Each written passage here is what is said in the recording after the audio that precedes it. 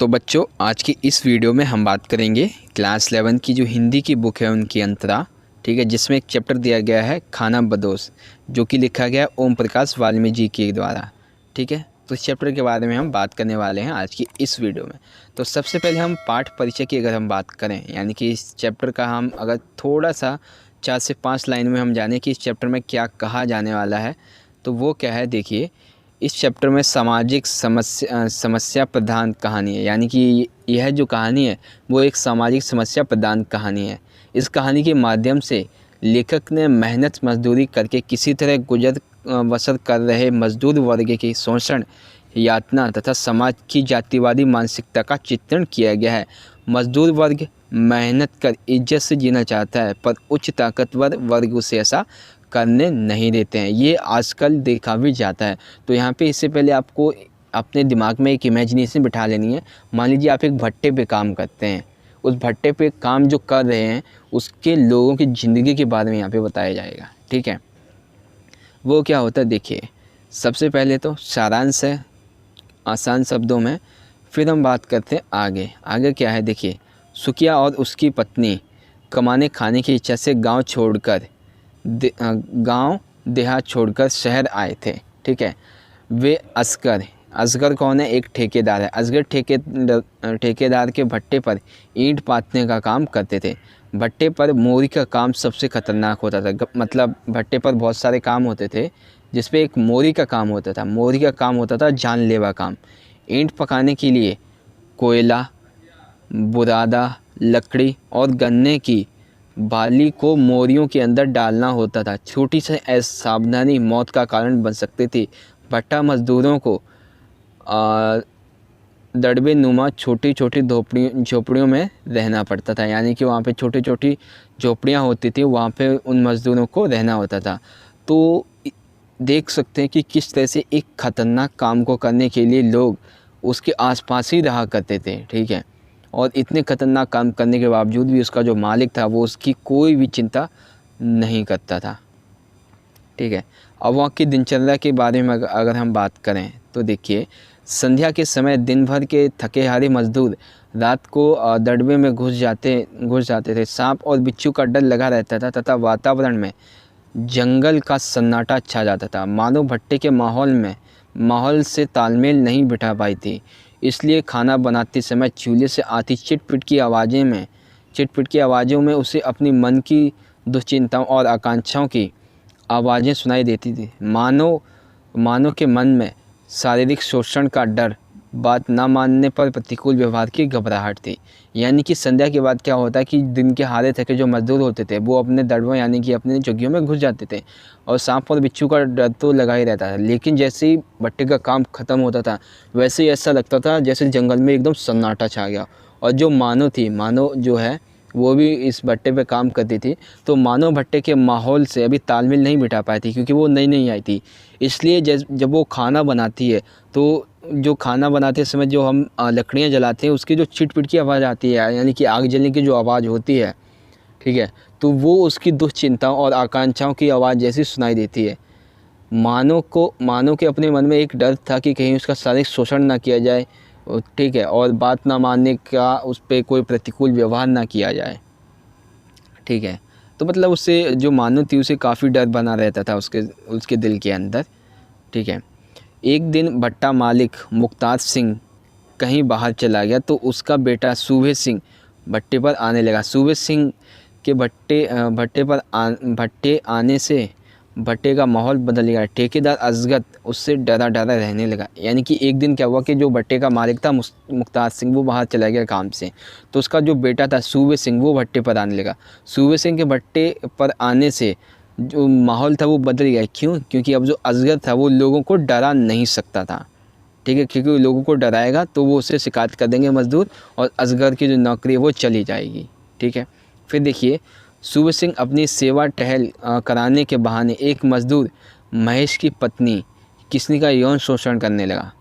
यानी कि देखिए, सूबे सिंह अपनी सेवा टहल कराने के बहाने से एक जो मजदूर था महेश, उसकी पत्नी के साथ उसने कुछ गलत सलत किया, यौन शोषण करने लगा। ठीक है, उसने किसनी को साबुन, कपड़े और ट्रांजिस्टर ला कर दिया। उसने जो किसनी थी, यानी जो उसकी जो पत्नी थी उसे साबुन, कपड़े और ट्रांजिस्टर ला कर दिया। वह किसनी को शहर भी घुमाने ले जाने लगा। किसनी खुश थी, वह सूबे सिंह के साथ अधिक समय व्यतीत करने लगी थी। उसके रंग ढंग में परिवर्तन आ गया था। उसके पति महज शराब पीने लगा था। उसे देखकर मजदूरों में फुसफुसाहट शुरू होने लगी। यानी कि जब उसका पति जो था, किसनी का जो पति था, वो शराब पीने लगा और लोगों के सामने सच्चाई बकने लगा, तो जो उसकी पत्नी थी वो डर गई काफ़ी। ठीक है, हालांकि पत्नी तो उसकी खुश थी, किसके साथ, सूबे सिंह के साथ, क्योंकि वो उसे पैसे देता था, साबुन ला के कर देता था, शहर घुमाने ले जाता था, उसके साथ समय व्यतीत करता था। ठीक है, उसके बाद मानो और सुखिया खुश थे। मानो और जो सुखिया थे वो खुश थे, क्योंकि भट्टे पर काम करते थे, उन्होंने कुछ पैसे बचाए थे। भट्टे पर पकती लाल लाल ईंटों को देखकर मानो खुश थी। क्यों? क्योंकि वह ज़्यादा काम करके ज़्यादा रुपए जोड़कर अपना पक्का मकान बनाने का सपना देखने लगी थी। एक दिन किसनी के अस्वस्थ होने पर सूबे सिंह ने ठेकेदार असगर के द्वारा मानो को अपने दफ्तर में बुलाया। यानी कि देखिए, जब जो एक सेकेंड, एक दिन जो किसनी थी वो अस्वस्थ होती, यानी कि एक दिन जो किसनी थी वो अस्वस्थ हो गई, तो सूबे सिंह ने ठेकेदार जो असगर था उसने कहा कि जाओ आज मानो को भेजो मेरे दफ्तर में। यानी कि आज उसने किसनी की जगह दफ्तर में किसे बुलाया, मानो को। ठीक है, तो बुलावे की खबर सुनते ही मानो और सुखिया घबरा गए। वे सूबे सिंह की नीयत भांप गए। उन्हें पता चल गया कि सूबे सिंह ने मानो को क्यों बुलाया। मानो इज्जत की ज़िंदगी जीना चाहती थी, वह किसनी बनना नहीं चाहती थी। उनकी घबराहट देखकर जसदेव मानो के स्थान पर स्वयं सूबे सिंह से मिलने गया। यानी कि मानो के स्थान पर जसदेव एक व्यक्ति है वो गया। सूबे सिंह ने जसदेव से अशब्द कहे और लात घूंसों से पिटाई कर दी। सुखिया और मानो उसी झोपड़ी में लाए थे, यानी कि सुखिया और मानो उसे झोपड़ी में लाए थे। जसदेव ने इस अपनेपन के कारण मानो और उसके लिए रोटी बनवा कर लाई, लेकिन ब्राह्मण होने के कारण उसने मानो की बनाई रोटी नहीं खाई थी। यानी कि देखिए, उसने मानो की इज्जत बचाने के लिए वो खुद गया उसके पास। कौन? जसदेव, जबकि वो उसे जानता तक नहीं था, लेकिन उसे डर था कि ये बेचारी अगर उसके पास गई तो इसका जीवन भी उस किसनी की तरह हो जाएगा। तो जसदेव गया उसके पास, अपशब्द वगैरह कहे और फिर सूबे सिंह ने उसे मारा पीटा। तो फिर सुखिया और मानो थे उसे अपने घर में लेके आए, उसकी सेवा की, उसे रोटी वगैरह दी। लेकिन जो जसदेव था वो एक ब्राह्मण था, तो उसने उनके घर का खाना नहीं खाया।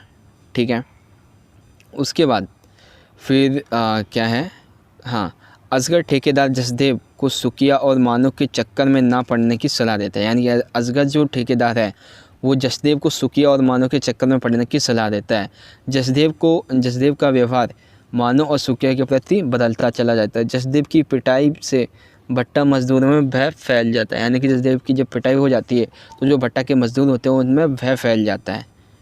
ठीक है, उसके बाद सूबे सिंह की हिदायत पर असगर ठेकेदार सुखिया और मानो की तरह से परेशान करने लगा। यानी कि सूबे सिंह की हिदायत से, यानी कि सूबे सिंह कहता है कि भाई असगर ठेकेदार, अब तुम इस सुखिया और मानो को तरह से परेशान करने लगो। उसने सुखिया से ईंट पाटने का सांचा ले लिया और मोरी का काम दे दिया। यानी कि उससे मोरी का काम दे दिया, यानी कि खतरनाक काम दे दिया कि ये मर जाएगा तो फिर सिंपल सी बात है कि सुखिया मर जाएगा तो मानो का क्या होगा, मानो को सूबे सिंह ले जाएगा। ठीक है, एक सुबह मानो ने अपनी ईंट पाथने की जगह पर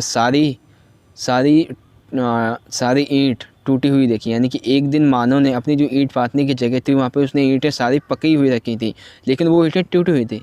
वह दहाड़े मारकर रोने लगी। आवाज़ सुनकर सुखिया वहाँ आया और टूटी ईंटें देखकर हक्का बक्का रह गया। असगर ठेकेदार ने टूटी ईंटों की मजदूरी देने से साफ इनकार कर दिया। यानी कि असगर ने कहा ठेकेदार ने कि भाई हम तो इन टूटी फूटी ईंटों की मजदूरी नहीं देंगे, जबकि वो ईंटें खुद असगर ने ही तोड़ी थी। ठीक है, सुखिया सारी बात समझ गया और मानो का हाथ पकड़कर बोला कि ये लोग हमारा घर नहीं बनने देंगे। वे लोग भट्टे छोड़कर खाना बदोश की तरह किसी अनजान स्थान पर फिर से चले गए। यानी कि उन्होंने भट्टे का काम छोड़ दिया और फिर वो दूसरी जगह पे चले गए। तो देखा दोस्तों कि इस कहानी में किस तरह से एक महिला के ऊपर अत्याचार दिखाया गया है। ठीक है, और लोगों की क्या मतलब कि लोग क्या सोचते हैं एक महिला के बारे में, एक गरीब परिवार के बारे में, वो इसके माध्यम से बताया गया है। ठीक है, तो देखिए ये सारे पॉइंट्स इस चैप्टर के मैं आपको दोबारा से दिखा रहा हूँ, जो खाना बदो सबका चैप्टर देख सकते हैं पाठ परिचय, उसके बाद आसान शब्दों में सारांश यहाँ पे दिया हुआ है। तो आई होप दोस्तों कि आज की ये वीडियो आपको पसंद आई होगी। वीडियो अच्छी लगी अगर आपको, तो इस वीडियो को अपने दोस्तों के साथ अधिक से अधिक ज़रूर शेयर कर देना, ताकि उन्हें भी पता चल सके कि उनका जो चैप्टर वो काफ़ी ईजी है। ठीक है, तो आई होप दोस्तों कि ये वीडियो आपको पसंद आई होगी। वीडियो अच्छी लगी है तो इस वीडियो को अपने दोस्तों के साथ अधिक से अधिक शेयर कर देना, और हमारे चैनल से जुड़ने के लिए आप हमारे चैनल को सब्सक्राइब भी कर सकते हैं। तो चलिए दोस्तों, मिलेंगे हम अगली वीडियो में अगले चैप्टर के साथ। तब तक के लिए आप पढ़ते रहिए, इस वीडियो को शेयर कर दीजिए और एक प्यारा सा कमेंट कर दीजिएगा। धन्यवाद। जय हिंद, वंदे मातरम।